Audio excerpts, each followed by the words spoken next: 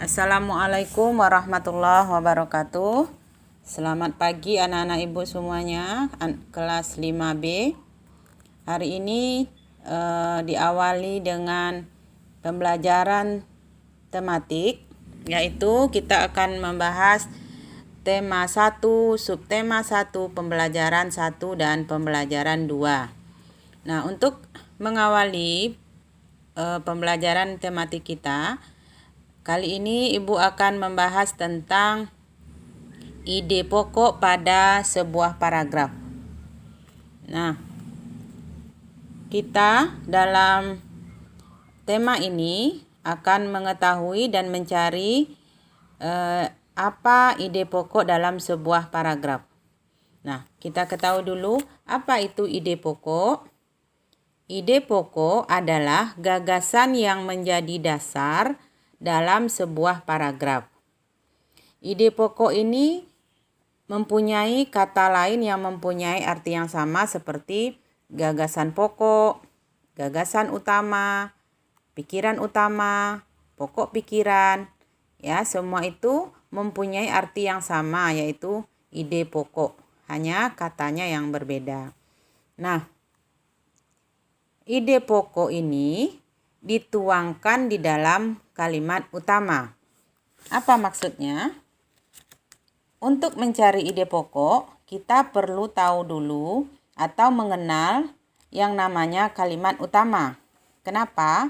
Karena ide pokok itu bisa kita temui di kalimat utama. Nah, kalimat utama itu pada suatu paragraf dapat ditemui pada 3 tempat. Yang pertama, pada awal kalimat. Yang kedua, di tengah kalimat. Dan yang ketiga, di akhir kalimat. Nah, pada sebuah paragraf itu sendiri sebenarnya terdiri dari satu kalimat utama, yaitu yang letaknya di awal, di tengah, atau di akhir kalimat. Yang kedua, ada beberapa kalimat pendukung atau pengembang, yaitu yang mana kalimat pendukung, yaitu kalimat selain dari kalimat utama tadi. Nah, untuk itu kita mencari bagaimana caranya untuk mencari ide pokok itu. Nah, hal pertama yang harus kita lakukan adalah pertama, baca seluruh paragraf ya. Yang kedua, tentukan kalimat utama yang ada pada paragraf itu. Nah, yang ketiga barulah kita ambil ide pokok dari kalimat utama itu. Nah, kalau kita skemakan atau kita gambarkan dalam mencari ide pokok itu, yang pertama kita dulu lihat paragraf, kemudian cari kalimat utama, baru bisa kita dapatkan ide pokoknya. Nah, untuk mempraktekkan bagaimana cara mencari ide pokok pada sebuah paragraf, mari kita lihat teks berikut ini. Kita baca dulu. Judul teks ini adalah Organ Gerak Manusia dan Hewan. Kita baca paragraf pertama. Untuk kita cari mana ide pokoknya pada paragraf pertama ini. Salah satu ciri dari makhluk hidup adalah bergerak. Secara umum, gerak dapat diartikan berpindah tempat atau perubahan posisi sebagian atau keseluruhan bagian dari tubuh. Makhluk hidup akan bergerak apabila ada rangsangan yang mengenai sebagian atau seluruh bagian tubuhnya. Nah, setelah kita baca paragraf ini, langkah yang kedua adalah kita mencari kalimat utamanya.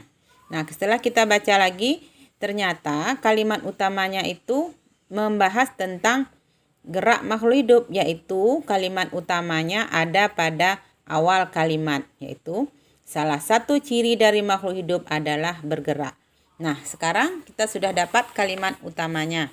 Nah, dari kalimat utama ini kita langsung bisa menentukan ide pokok. Ide pokoknya adalah yang ada pada kalimat utama itu. Nah, kali ini ide pokoknya adalah langsung saja semua kalimat utama itu dijadikan sebagai ide pokok, yaitu salah satu ciri dari makhluk hidup adalah bergerak. Nah, gitulah cara mencari ide pokok pada sebuah paragraf. Nah, anak-anak ibu sekalian, demikianlah cara mencari ide pokok pada sebuah paragraf. Nah, kita lanjutkan materi berikutnya, yaitu mengenai gambar cerita. Nah, kalau kita melihat apa itu gambar cerita, kita sering melihatnya pada sebuah buku atau gambar yang ada pada cerita yang diceritakan oleh pengarang melalui gambar tersebut. Nah, apa itu gambar cerita?